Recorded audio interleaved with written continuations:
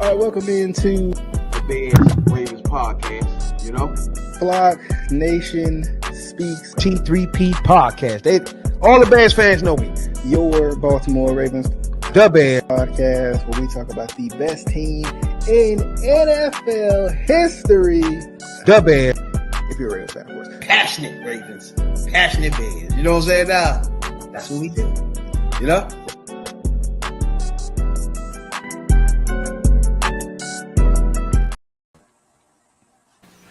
Yep.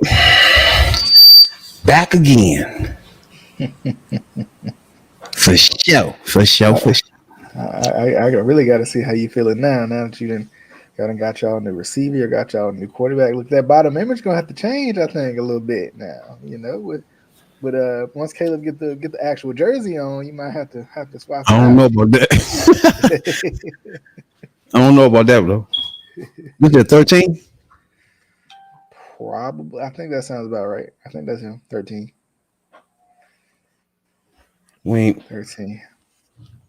I'm sure improved mode. You got to see first.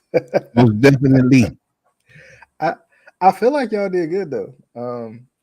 I feel like, I mean, in terms of what y'all need, like, and I'm also looking at the first two picks y'all made. Of course, y'all was trying to figure out the quarterback situation. We knew where y'all was going there, and then you do the receiver. I did know the receiver. Now that surprised me a little bit. The receiver surprised me because y'all grabbed Keenan Allen. Of course, y'all got DJ Moore last year, and y'all grabbed Keenan Allen. So I thought y'all might be content with where y'all were, like, you know, in terms of not having to draft a receiver early. But I mean, I'll talk about this before. I don't mind drafting a guy early, especially if I don't hitch my wagon or something. It's gonna be that first round pick, that early first round pick. Because I think what y'all picked again, like 9 or so, something like that. Yeah, 9. And you know, considering the guy y'all wanted was there, I mean, for me, this is just my opinion. I would have rather if I feel like I need one more receiver to put yourself kind of over the hump, or at least get yourself a little more competitive this season as you starting out with a rookie quarterback. I mean, I think y'all did y'all's thing. Now, true, but you know, it's just bittersweet. You know what I'm saying? That I'm trying to see something different. You know, I feel you. I mean, once it all kind of played out, how was you feeling? Because I know, you know, of course, you was a big Justin Fields guy, but now, you know, they kind of passed. You knew, of course, somebody else is going to be on the center. You know, you might not necessarily know who it was going to be, but you knew it was going to be somebody. You know, I mean, what did you feel like y'all needed a receiver too, like another receiver? Because I know obviously you didn't see this team play, and you weren't a big fan of the Keenan Allen signing to begin with, trade to begin with. So at all, you know, do you think this? I mean, I think having Keenan Allen in that locker room is going to help DJ Moore and Rome Odunze, I think his name is. I'm about to start getting that right too. Odunze. Oh, Odunze. Okay, that's. I gotta work on that too. But I'm gonna have to work on it. I feel like I mean it was a good move because you bring a young guy in, you don't have to put too much pressure on him because you got two proven guys who have been there and done that in the league. So even though he's a first round talent, right, and even though he was a first round pick, a top 10 pick, you don't have to worry about, okay, we got to put so much on this guy immediately. But if he breaks out, you know, that's icing on the cake right there for his rookie year. So I mean, the way it's set up, he ain't got no other choice. Yeah. Right? If somebody fall if he don't do it, who fault is it this time? Yeah, and I think, you know, kind of like I said before, I think it puts Caleb Williams in an advantageous situation too, because, you know, of course y'all brought in DeAndre Swift, but also like in the receiver room to have an extra receiver, that helps because now, you know, now he's got plenty of guys he can look at to be comfortable. He's got a rookie in that room with him, right? He's got veterans in that room with him, and, you know, he can kind of figure out the best ways to be comfortable, you know, in the situation coming into kind of a hostile environment. Chicago kind of hostile, you know. Y'all don't play games. And y'all don't play games, especially about y'all's QBs. Y'all don't play games. That's why I say I don't know how long he even gonna last. I think he'll be fine. I mean, and I should put it like this. I should preface it and say I think he should be fine. I think he's set up to be fine. Exactly. He's set up better than Justin Fields was. You got an elite running back in the backfield. You got at least two proven elite receivers. At least two proven elite receivers and a top pick rookie, like top 10 rookie. Like he's set up for success, definitely. Cole Kmet's a pretty good darn tight end. Gerald Everett is a pretty darn good tight end for a second tight end. So offensively, I think he's set up pretty well. I don't know about the offensive line like that. So I'm curious to defer to you on the the offensive line in that situation. But one thing about, first of all, they made more changes on the line this year too. So I don't even know how that's going to look either. My thing is just where we was at compared to now. Where you put us at now is a guessing game. You know what I'm saying? That's the only thing about the whole shit. This shit new.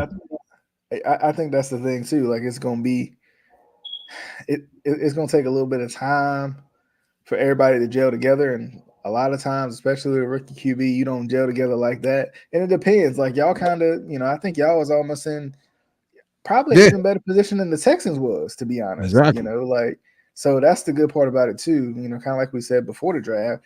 The good part about it is y'all weren't technically the number one overall pick. Like y'all was good, but y'all y'all was competitive. Y'all had some games here and there. Y'all didn't play y'all's best football at times, but y'all weren't the worst team in the league. And going to the worst team in the league is probably one of the worst things a rookie quarterback can do. But that's just in most occasions that's the cards they dealt.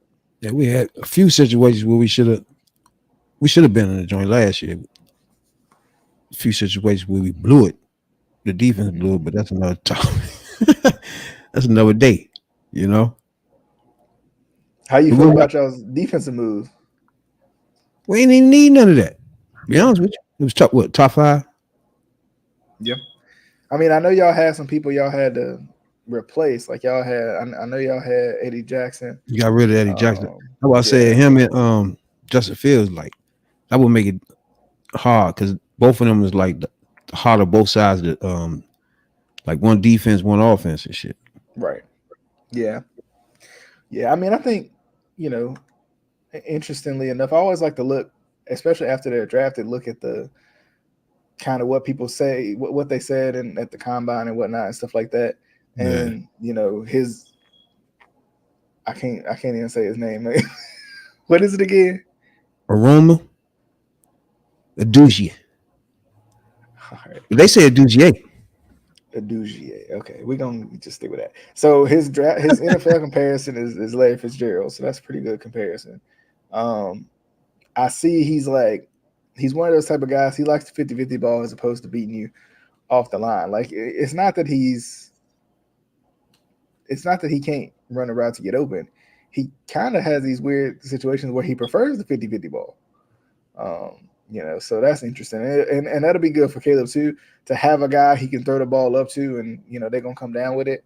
You hope in terms of that's what they do. Cause I mean, it says he's a good separation talent too. So, I mean, obviously he's got the ability to get separation. I think he makes a lot of acrobatic type catches too. So, I mean, it'll definitely be interesting. I think going into y'all season at least. Gonna make it funny is, last year like DJ Moore was like the main, the main man. Yeah, it ain't looking that good down for him. I think he'll continue to be. He'll continue to be. What? Yeah, I mean, who's gonna outplay DJ Moore in this offense? It's not. You just got what's his name from San Diego. I mean, yeah, Keenan Allen, but you already done said you don't really trust Keenan Allen like that. So DJ Moore is everything you could ever need in a wide receiver one. He's got the speed, he can do everything. He's got a separation, he can do everything.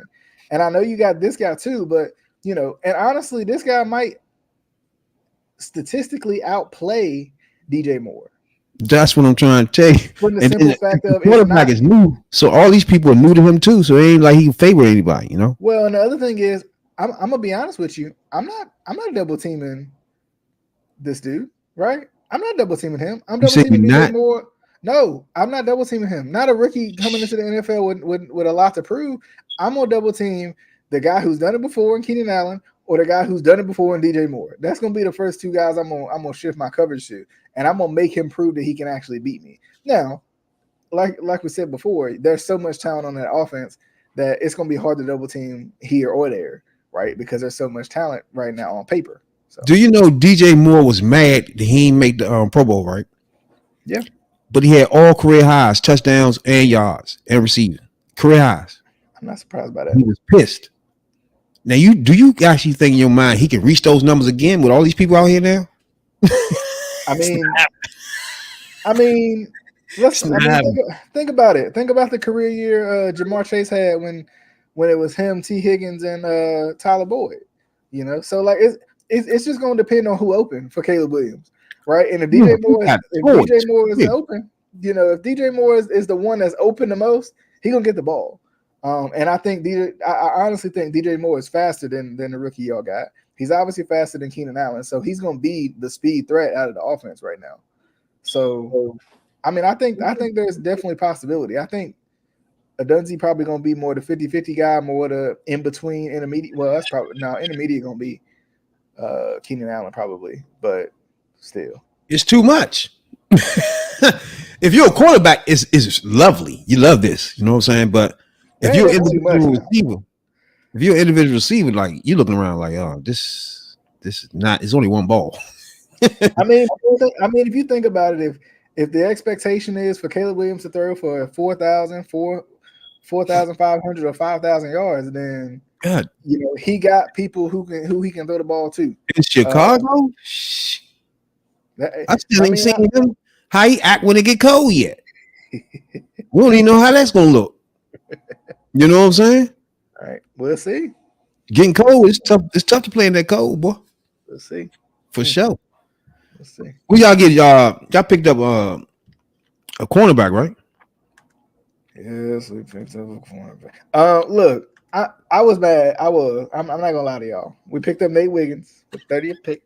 I was a little mad. I ain't gonna front with y'all. All right. Hey. I was a little mad because what's his name? Nate Wiggins. So literally, I don't know if he's a top corner, but he like the thing is Nate Wiggins is gonna shut people down. I'm not worried about that, right?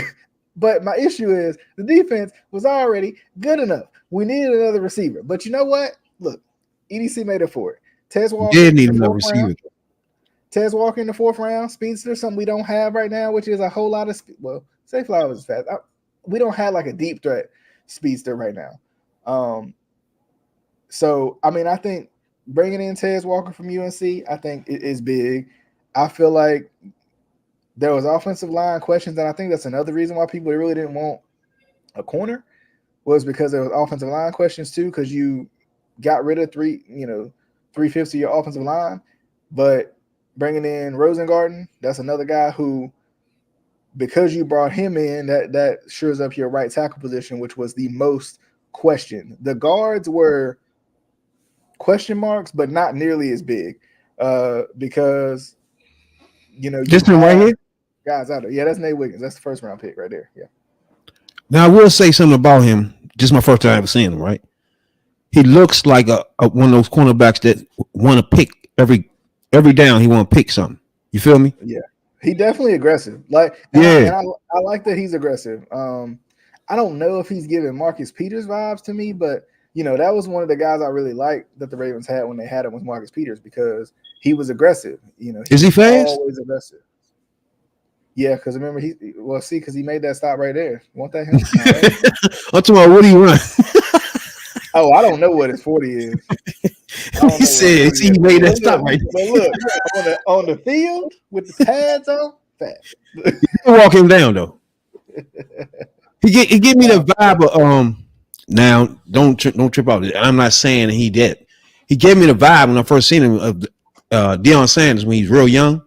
And you just feel that vibe of just a loose vibe over there. Somebody just looking for the ball itself. You know what I'm saying? He gave me that vibe. Yeah, and then I think he's like 6'1", so he's a bigger corner too. I don't think he's as big as Marlon, or he might be about the same size as Marlon. But you know, Marlon's kind of been the guy on the other side who's kind of had to shut people down, and you know, you just don't really throw that direction. So now to have, you know, I was a little concerned going into last season not having Marcus Peters anymore, because that's a lot of pressure on Marlon. You see what I'm saying? Yeah, I see that. And Where he played like a wide receiver, like, you know. Yeah, he kind of like run the route for you. Yeah, exactly. Yeah, you know, he gonna get some picks. He gonna have a lot of picks. Another one too was edge rusher. They got Isaac out of Penn State, which I'm good with that too. I think it's Asada Isaac, I think his name is, but I'm good with him too for the simple fact of the Ravens did this weird thing where they didn't bring back Jadeveon Clowney, which I think was silly, and they had Odafe Owe, who has dealt with injuries and hasn't really played up to his potential or his hopeful potential, and David Ojabo, who has literally just dealt with injuries his whole career so far.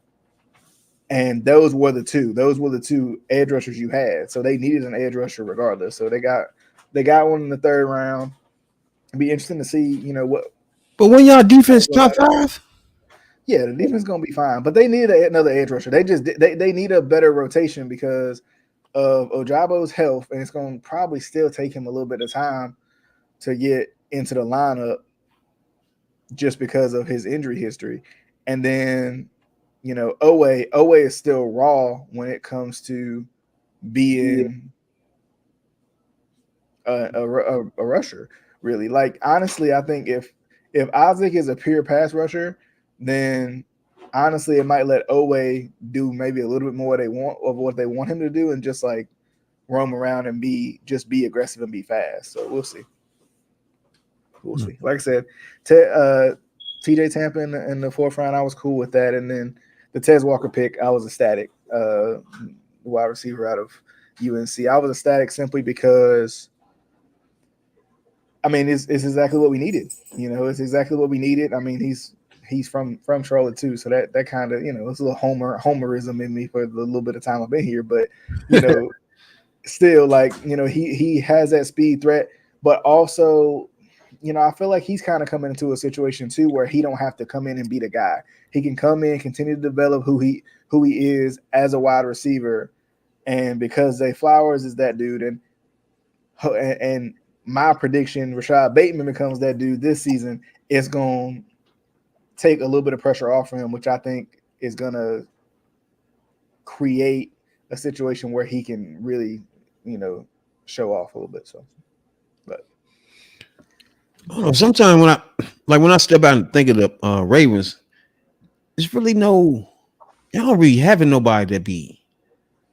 It's hard to explain. Like, I'm starting to think y'all need to change y'all scouting department, because it's like they pick the same kind of players every year where it's like a bowl of blandness. You know what I'm saying? Where nobody's sticking out but the quarterback. Mm-hmm. You know what I'm saying? Am I wrong? Yeah, I think it's interesting because there's nobody sticking out. There's no star. There's no. Yeah, I think brand. I mean, I think that goes back to John Harbaugh again. Even though he's not making the picks, you pick for the coach that's coaching the team. Yeah. And I mean, I think this draft, honestly, is one of the best on paper. I feel like in terms of what was needed when they were picked, and you know, that whole situation. I feel like, you know, this was a little more kind of not necessarily a flashy draft. I think Nate Wiggins was a little flashy. I think for me, you know, and I might just be overstepping, but for me, Tez Walker was, you know, a flashy pick because of his abilities. But yeah, I mean, I can understand where you're coming from. It's not like, you know, I don't know if you got the Aaron Donald of this draft or the, you know, Laramie Tunzel of this draft or something like that, but we'll see. Like, I don't know, over the years, I never feel y'all be good, but it's just no stars. Put it like that. Nobody stands out on the team. It's just like a bland Ravens coming to town. You know what I'm saying? What you think on the about right side? huh? What I think about who? Say again. What you do think about your quarterback? I mean, as long as he's under center, AFC For Championship example, game, here we come. people think of 49ers, all the people could pop to their head. You feel me? Mm-hmm. On both sides of the field. You feel me? You don't get that from the Ravens no years. It's like, I don't know. To me, I think is who you picking.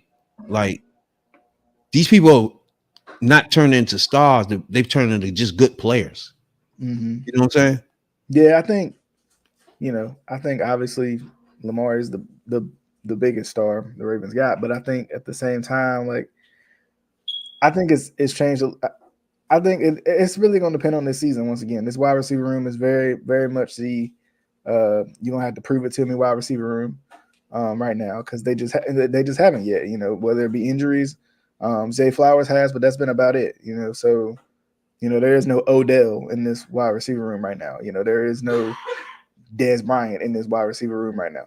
Deshaun Jackson, whatever. So it's going to be where the wide receiver room once again, for probably the fourth year in a row, is kind of on a prove it year, right? To prove, like, can you do more than what you have done in previous seasons? And I mean, I think they'll prove to be good.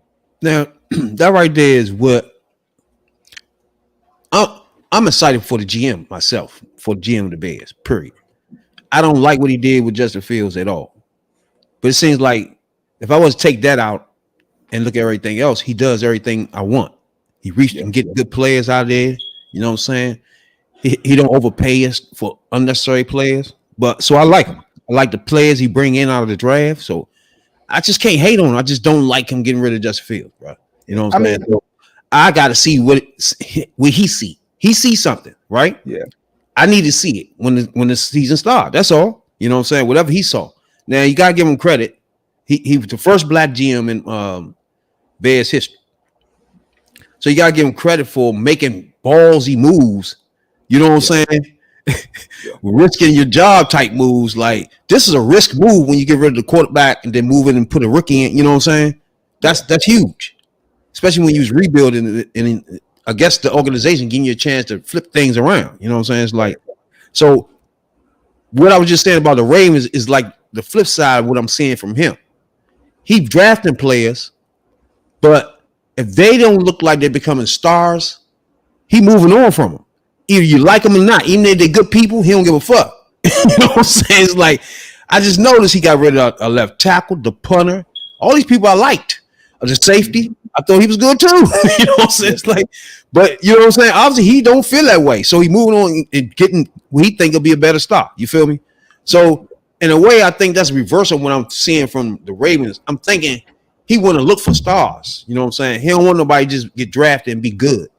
You feel me? Yeah. I think sometimes the Ravens, and they've had a history of doing this, they hope they fall into the perfect pick. They hope they fall into the perfect free agent instead of. I see what you're saying. One thing about Ryan Poles, they say put a lot. Yeah, they do. Yeah. And the one thing I'll say about Ryan Poles that I think he does well, I think we've seen other GMs, even like a Dan Morgan for the Carolina Panthers, like, they're aggressive, right? They may not win every time. Crazy aggressive. They may not win every time, but they're aggressive. I'm not gonna lie. I always want a GM that I always sit back and see all these teams reaching, grabbing players. I'm like, bro, why we ain't doing none of that? Man, well, since he been reaching all over the league, snatching them. Yeah, I feel like the Ravens they've just never been like I said. That's why I was so excited, really, over the Odell signing, because I'm like, the Ravens don't do this. They don't go sign Odell no more. No, he's a free agent still. They don't go sign star players like that. They try to make their own stars, and typically in the wide receiver room they struggle to do so. When they finally do, sometimes they end up trading them away. You get your first 1,000-yard receiver, and the next year he's gone. So exactly. But I do want to get shouts out to my GM, man. Shouts out, keep doing your thing, but I need to see what you see. I want to see it too. You think you see another Mahomes? Good. Let me see that thing too. You know what I'm saying?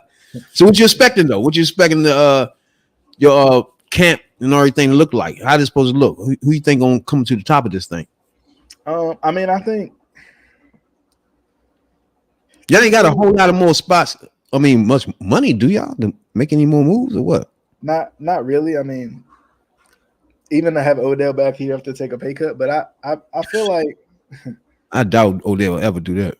Right. I feel like, you know, I think we'll see good things from even just looking at the rookies. Nate Wiggins, I think we'll see good things from him pretty fast in camp. I think he can be a star. Now that right there can be a star right there. And I think he's already in a really good defense, so that helps too. And then I think with Tez Walker, I think it's possible to see something right off the bat because of his speed. You know, I think his speed will showcase a lot. And odds are going to be going to Zay Flowers because of the season he had last year anyway. Odds are going to go to Bateman because people are expecting Bateman to break out, you know, and expecting the Ravens to, for once, be on the front end of the breakout and not the back end of the breakout having to pay more. So I think we'll see good things from them. I think it's possible that I think we'll see some offensive linemen. It's going to be – I think it'll be somebody we're not expecting. It'll be Ben Cleveland. It'll be Rosengarten. You know, it'll be one of those offensive linemen that isn't necessarily the guy you think of. I think we'll see some good stuff from them too. And I wouldn't be surprised if like Oweh, I don't know if Ojabo will be at minicamp, but I feel like I wouldn't be surprised if Oweh shows a lot of improvement because typically when you show improvement, this is where even if it doesn't translate to the game, you tend to see a little bit of it in minicamp. So. Yeah, I'm excited to see what happens, man, because like I just said, he drafted players in spots that I ain't think we needed anything, you know what I'm saying? So I want to see, hey, to me, it's a GM saying, look, I see a more talented person. He good, but hey, they gonna have to fight it out. You know what I'm saying? It's like, I like it. You know what I'm saying? I like it. I like it. So if he pinpoints talent like I think he doing, I think I got confidence in him doing what I've been seeing lately. I just haven't seen him draft a quarterback until now. So I got to see that. You know what I'm saying? But all his other hits, he hit in all his draft picks so far. So I'm on board. You know what I'm saying? Just I need to see was that the right move. That's all I need to see from this point on. You know what I'm saying? And I'll be cool. Yeah. And then you said the man good. You know what I'm saying? Yeah. If you get in, it get cold, and he don't want to throw in the cold and all this shit, get to crying, we're gonna have a problem. I'm gonna want your head, GM. You know what I'm saying? Now, we gotta get deeper another day. We can get deeper in these this rosters that's coming up. You know what I'm saying? Definitely, especially as stuff started to come out, clips started to come out and stuff. And you know, it's gonna be a lot of fun coming up next couple months. Most definitely. So we can just catch up another time so we can get deeper into our rosters. That's all. You know what I'm saying? Yeah. Because our roster gonna flip around like I already know our joint gonna be flipping. You know what I'm saying?